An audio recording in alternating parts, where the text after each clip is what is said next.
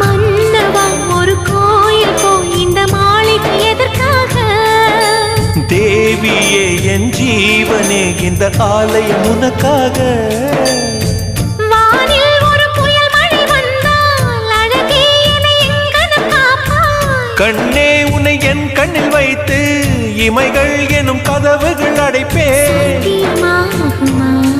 நான் சத்தியம் செய்யவா? தொடு தொடுவெனவே வானவில் என்னை தூரத்தில் அழைக்கின்ற நேரம்.